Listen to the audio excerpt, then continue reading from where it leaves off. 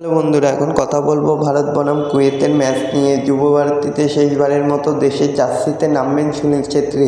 Video বার্তায় অবসরের ঘোষণা করে দিয়েছে ইতিমধ্যেই। তাই এই ম্যাচ ঘিরে ফুটবল প্রেমীদের আবেগ ও উত্তেজনার বাঁধ ভেঙেছে। টিকিটের চাহিদাও তুঙ্গে। তাই একান্তই স্টেডিয়ামে গিয়ে খেলা দেখার সুযোগ না হলে বাড়িতে বসে উপভোগ করতে পারবেন ভারত বনাম কুয়েতের ম্যাচ।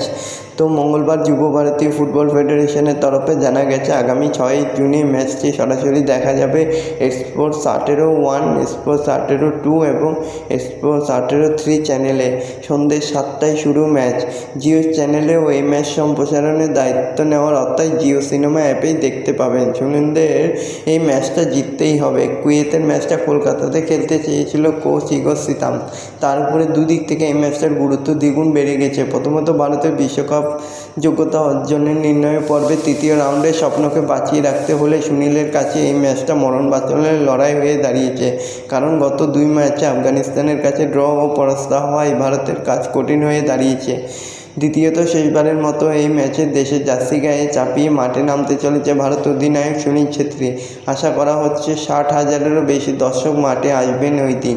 এমন মরণবাচন ম্যাচে যা প্লাস পয়েন্ট হবে ভারতের জন্য। আর কুয়েতের বিরুদ্ধে খেলতে নামার আগে 1 সপ্তাহ কলকাতায় অনুশীলন করতে চেয়েছে জাতীয় কোচ। এখানকার আবহাওয়ার সঙ্গে মানিয়ে নিতে তাই নির্ধারিত সময়ের আগে 29শে মে শহরের দল নিয়ে চলে এসেছেন। তো বন্ধুরা, এরকমই সব ফুটবলের খবর জানতে হলে আমার চ্যানেলটিকে অতি শীঘ্রই লাইক, কমেন্ট, সাবস্ক্রাইব করতে ভুলবেন না।